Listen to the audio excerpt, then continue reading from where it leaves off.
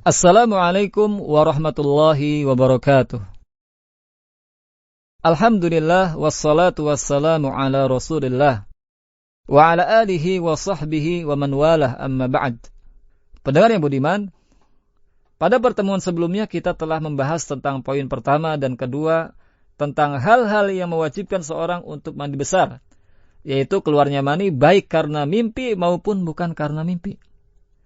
Dan apabila bertemunya dua kemaluan walaupun tidak sampai keluar mani. Adapun pada kesempatan yang berbahagia ini, kita akan membahas poin selanjutnya terkait dengan hal-hal yang mewajibkan mandi, yaitu berhentinya darah haid dan nifas. Pendengar yang budiman, haid dan nifas di antara sifat kekhususan kaum wanita yang Allah Subhanahu wa taala tetapkan. Oleh karena itu, sudah semestinya kita semua, khususnya para wanita muslimah, untuk mengetahui hukum-hukum yang berkaitan dengan haid dan nifas. Di antara hukum yang berkaitan dengan haid dan nifas ini adalah ketika seorang wanita berhenti darah haidnya dan darah nifasnya, maka wajib baginya untuk mandi besar. Berkaitan dengan hal ini, Allah Subhanahu wa taala berfirman dalam Al-Qur'an surat Al-Baqarah ayat 222. A'udzu billahi minasy syaithanir rajim. Wa yas'alunaka 'anil mahid. Qul huwa adhan fa'tazilun nisaa fil mahid. Wa la taqrabuhunna hatta yatahurna. فَإِذَا تَطَهَّرْنَ فَأْتُوهُنَّ مِنْ حَيْثُ أَمَرَكُمُ اللَّهُ إِنَّ اللَّهَ يُحِبُّ التَّوَّابِينَ وَيُحِبُّ الْمُتَطَهِّرِينَ. Yang artinya, mereka bertanya kepadamu tentang haid. Katakanlah, haid itu adalah suatu kotoran. Oleh sebab itu, hendaklah kalian menjauhkan diri dari wanita di waktu haid. Dan janganlah kalian mendekati mereka sebelum mereka suci. Apabila mereka telah suci, maka campurilah mereka itu di tempat yang diperintahkan Allah Subhanahu wa taala kepada kalian. Sungguhnya Allah menyukai orang-orang yang bertaubat dan menyukai orang-orang yang mensucikan diri. Berkaitan dengan ayat ini, Imam Ismail bin Umar bin Katsir Asy-Syafi'i rahimahullah, yang dikenal dengan Ibnu Katsir, mengatakan dalam kitab tafsirnya, fihi nadbun wa irsyadun ila ghisyanihinna ba'dal ightisal.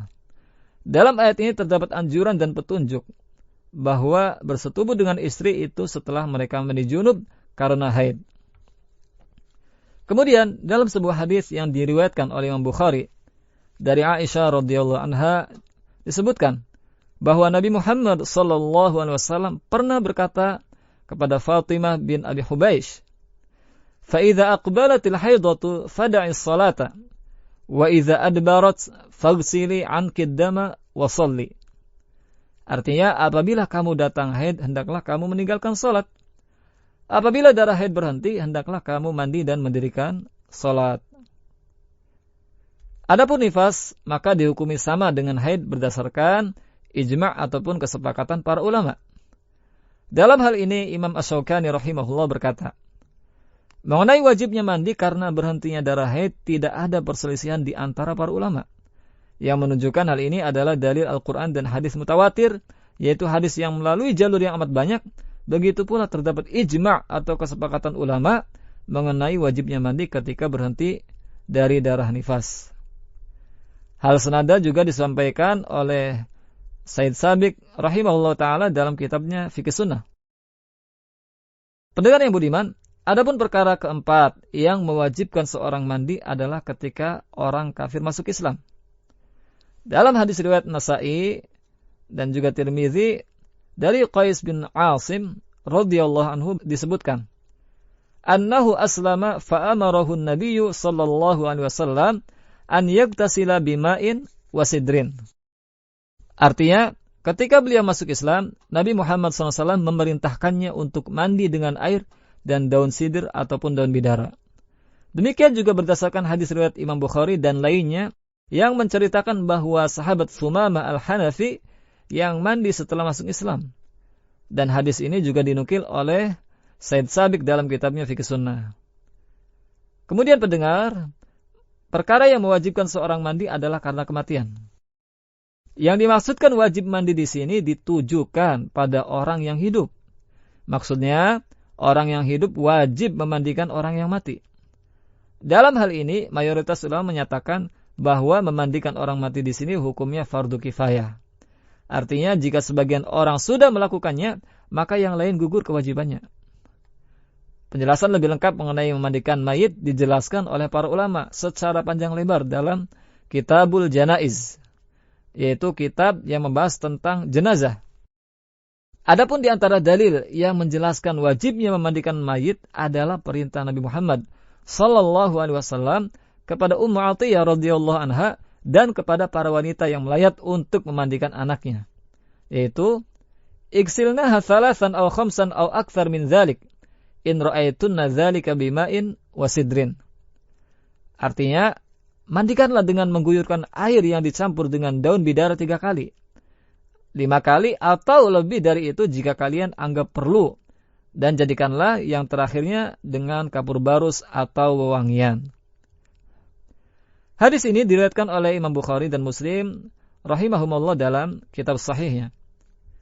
Di samping itu, berdasarkan kaidah usul, hukum asal perintah dalam hadis tersebut adalah wajib. Sedangkan tentang masalah ini tidak ada dalil yang memalingkannya ke hukum sunnah. Dan kaum muslimin pun telah mengamalkan hal ini dari zaman dulu sampai saat ini.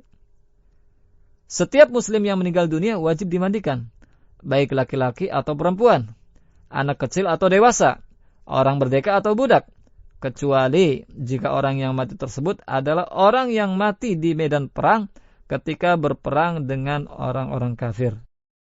Pendengar yang dirahmati Allah, dari beberapa penjelasan yang telah kita bahas, dapat kita simpulkan bahwa ada 5 hal yang bisa mewajibkan mandi besar, yaitu keluarnya mani bersenggama walaupun tidak keluar mani.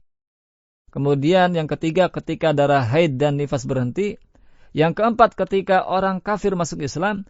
Dan yang kelima atau yang terakhir, karena kematian.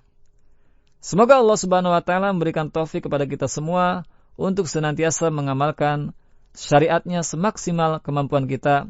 Amin amin ya rabbal alamin. Wallahu a'lam. Wassalamualaikum warahmatullahi wabarakatuh.